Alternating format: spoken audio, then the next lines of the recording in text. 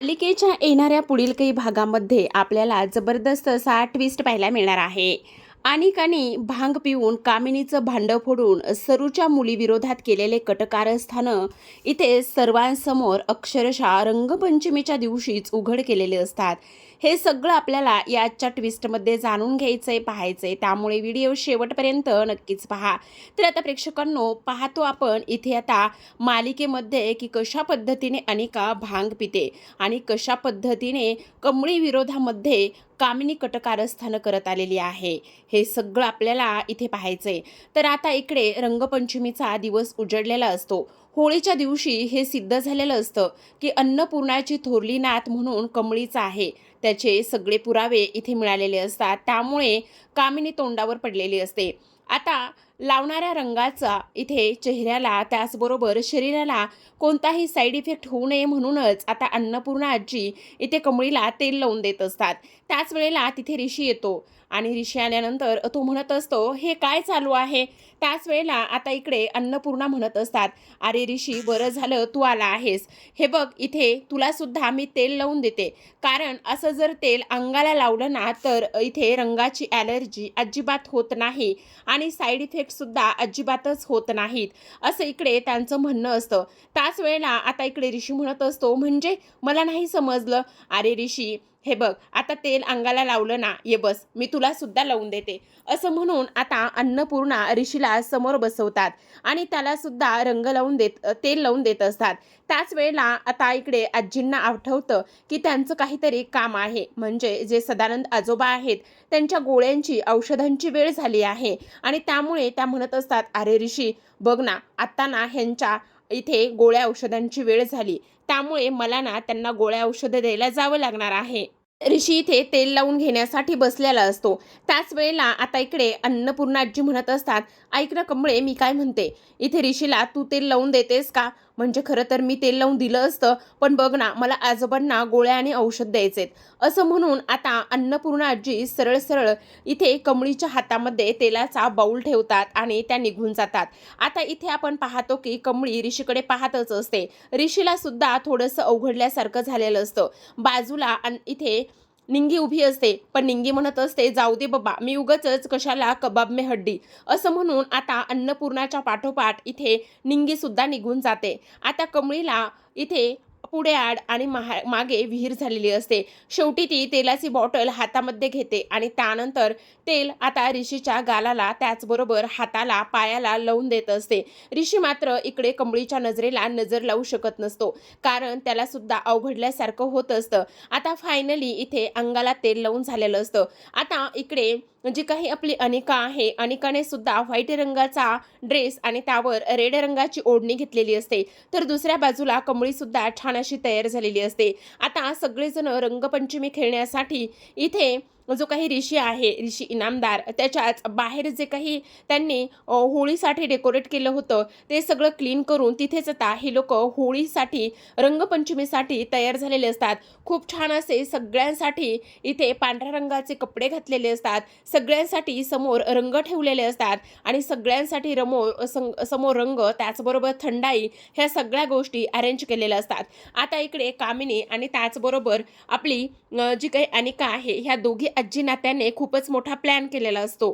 तो प्लॅन म्हणजे की आता कामिनी म्हणत असते, मी काय म्हणते ऐक, आता ना ह्या कमळीची चांगली जिरवूयाच. ही आता हिला भांग जर प्यायला दिलं ना तर भांगाच्या नशेमध्ये ही नक्कीच काहीतरी बोलेल आणि असं सांगेल की मी इथे हिची नातच नाहीये म्हणून, मी कमळीच आहे आणि मी गौरीची मुलगी नाहीये म्हणून, असंच आपण करूया.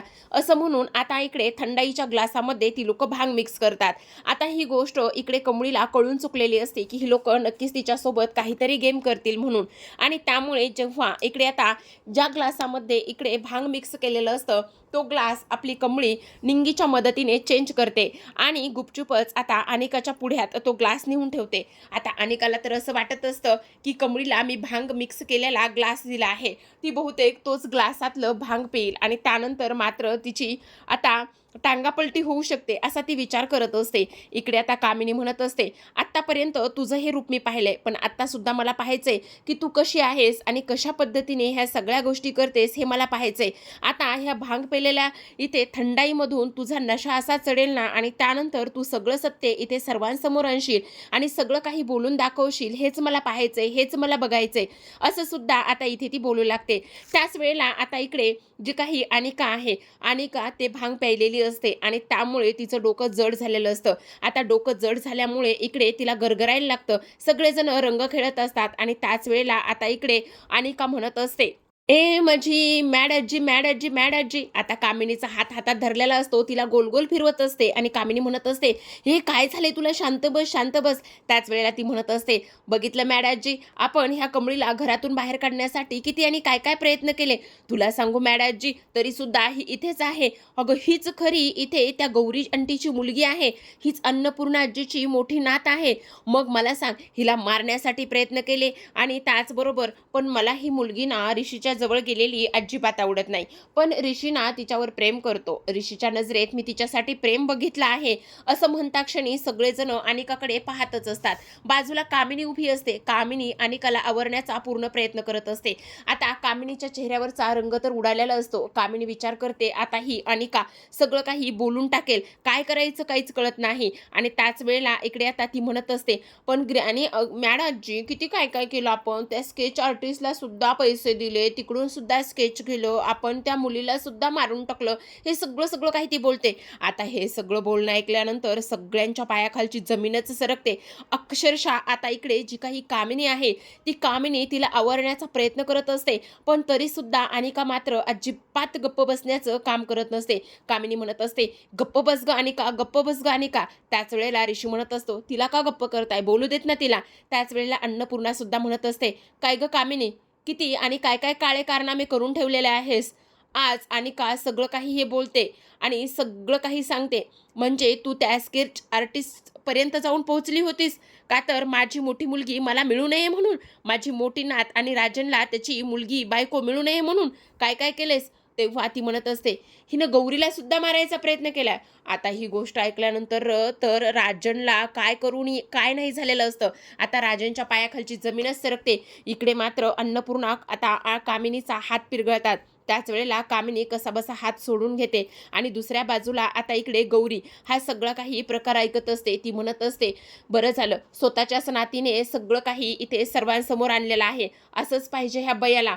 किती नाही म्हटलं ना तरी सुद्धा ही बया ह्याच लायकीची आहे, असं गौरी मनातच म्हणत असते. आता तरी इकडे माझ्या सासूचे नवऱ्याचे डोळे उघडतील की ही बया कशी आहे म्हणून. आता मात्र माझ्या कमळीची ताकद आणि ते सगळं काही अजूनच व्यवस्थित होईल, असं इकडे ती बोलते. शेवटी कामिनी मात्र आता अनिकाचा एक कानाखाली वाजवते, तिच्या तोंडावर हात ठेवते आणि तिला आवरण्याचा पूर्ण प्रयत्न करत असते आणि म्हणत असते, बाद झाला अनिका, आता काय काय करणार आहेस, ह्या आजीची पूर्ण वाटच लावणार आहेस का.